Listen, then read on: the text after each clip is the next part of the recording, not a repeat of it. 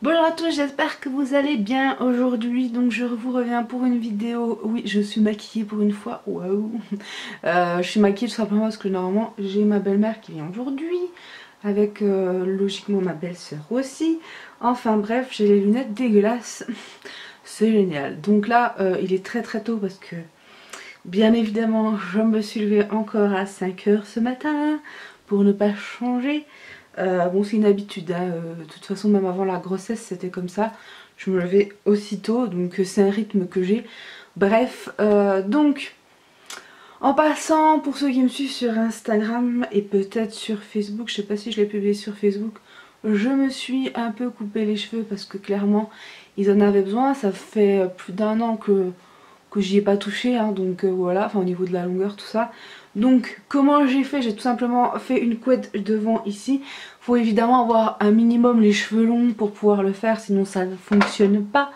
Et donc une fois que j'ai fait ma couette comme ça, j'ai coupé et puis j'ai recoupé comme ça un petit peu devant. Et ça fait super du bien à mes cheveux. Voilà, et j'essaye, alors je fais un aparté parce que j'ai posé une question sur Facebook et bref, ça m'a pas forcément plu pour certaines réponses. C'est que j'ai demandé où c'est que je peux me procurer des produits en ligne pour me faire les mèches. Donc j'ai pas demandé l'avis de quiconque pour savoir oui mais je suis enceinte donc faut pas faire.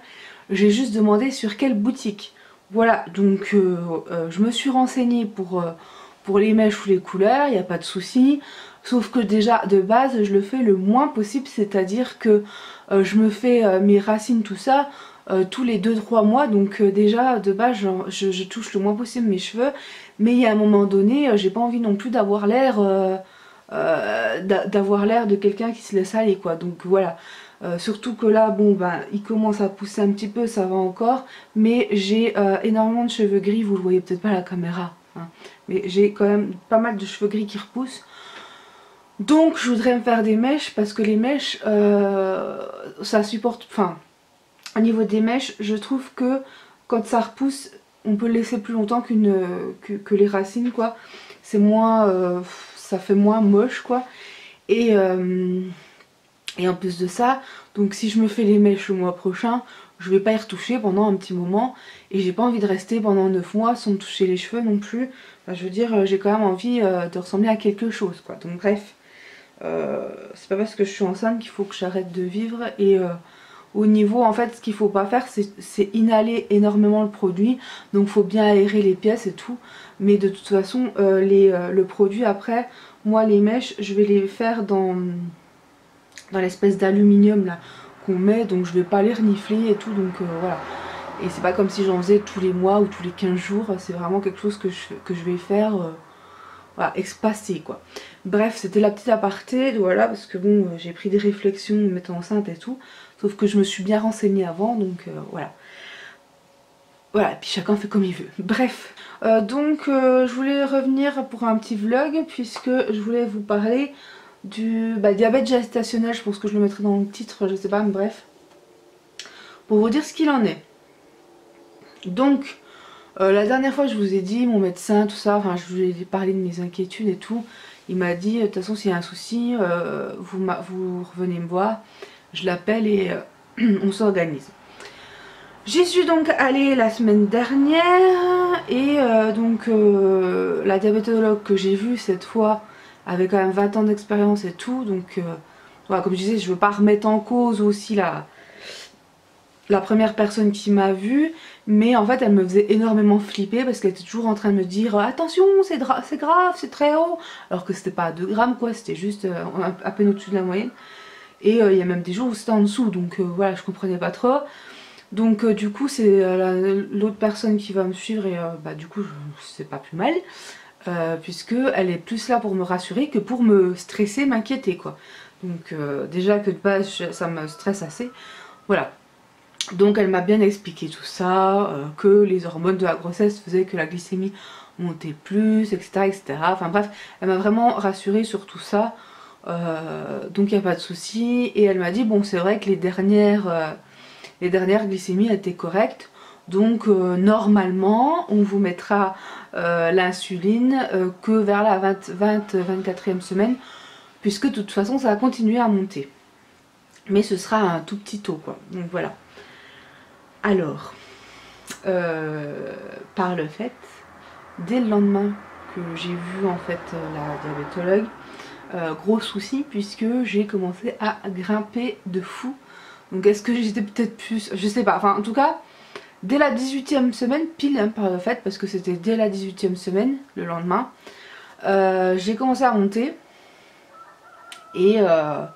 Et donc bah, du coup le lundi j'ai été obligée de commencer l'insuline qui est à 8 unités. Donc après moi je connais pas trop l'insuline, même si ma grand-mère, ma mère en ont, moi je connais pas trop. J'ai toujours été, parce que je rappelle que j'étais diabétique déjà de base, mais avec la sleeve je n'ai plus de traitement. Donc j'ai toujours été moi sous cachet, sous metformine. Par le fait, la metformine c'est interdit quand on est enceinte. Et on est obligatoirement par insuline.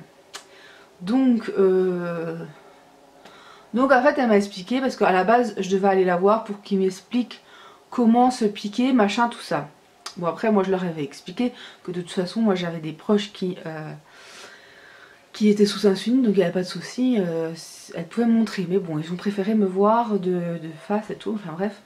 Et donc la personne que j'ai vue, la diabétologue que j'ai vue, m'a dit que de toute façon c'était exactement la même chose que les piqûres que je me faisais pour la stimulation pour tomber enceinte. Donc pas très compliqué au final, il faut faire exactement les mêmes gestes. Et en plus faire toujours à la même heure, etc. etc. Donc du coup j'ai commencé à le faire, je me suis surveillée le premier soir pendant la nuit parce que j'avais peur de trop descendre et faire des hippos, mais tout va bien, le taux reste correct, donc tout va bien, ça y est je suis sous insuline pour l'instant jusqu'à la fin de la grossesse, mais tout va bien. Il faut quand même que je me surveille, surtout au début de la matinée, puisque en fait le produit, l'insuline continue à faire effet. Enfin, elle fait effet 14 heures je crois, donc elle continue à faire effet en 1 ou 2 heures de plus. Donc il faut quand même que je surveille assez fortement tout ça. Mais bon apparemment ça va, j'ai pas trop de soucis par rapport à ça. Donc nickel. Voilà. Donc pour le diabète, ben écoutez oui, ben, le diabète je suis sous insuline. Mais elle me disait bien que sans être enceinte, mon taux était très bien, donc normalement, enfin j'aurais pas eu besoin logiquement de quoi que ce soit sans l'être, mais c'est juste qu'il faut faire plus attention pour pas que le bébé grossisse. Et même si tu manges pas de conneries, hein, puisque je mange pas de conneries, ça arrive on va dire 1 ou 2 fois que je mange un bout de chocolat ou que je mange une glace ou une connerie comme ça, mais autrement je mange très équilibré. D'ailleurs ils sont très contents par rapport à ça, parce que je mange très bien et que j'ai pas pris beaucoup de poids, donc c'est juste nickel. Mais c'est vrai qu'au-delà de ça, si tu as la glycémie qui monte, le bébé il peut grossir quand même. Donc ils veulent pas que mon bébé grossisse de trop, parce que sinon pour le sortir ça va être un enfer déjà. Et aussi parce que quand il est sorti, si j'ai la glycémie haute et tout, il peut faire des hippos, des choses comme ça. Donc bref, on va essayer d'éviter. Donc du coup, bon ça se passe comme ça, j'ai de l'insuline. Voilà.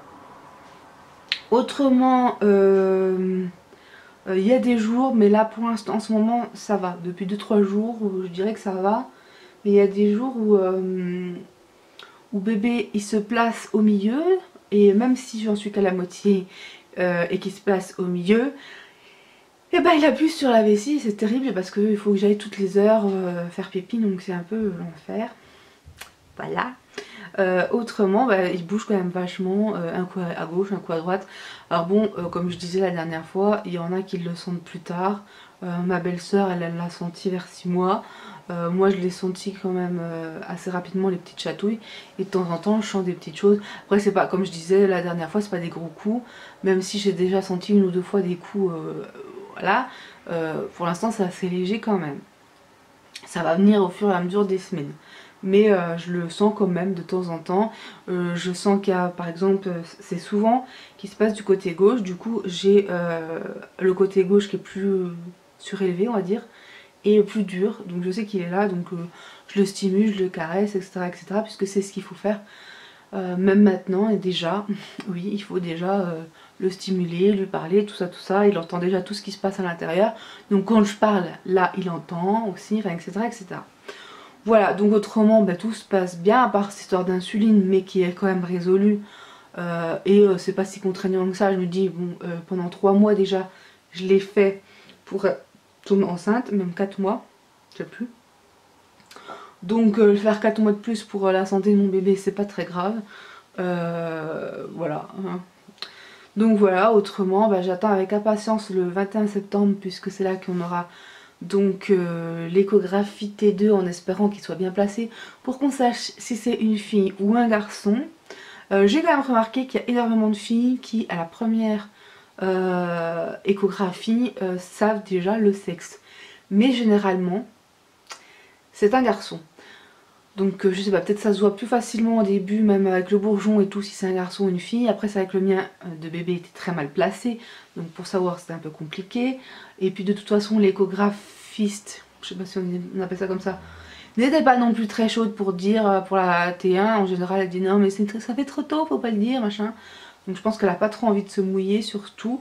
Et donc peut-être que c'est une fille, puisque c'est peut-être plus difficile à voir quand c'est une fille, on ne sait pas. On ne sait pas, donc voilà, on verra bien.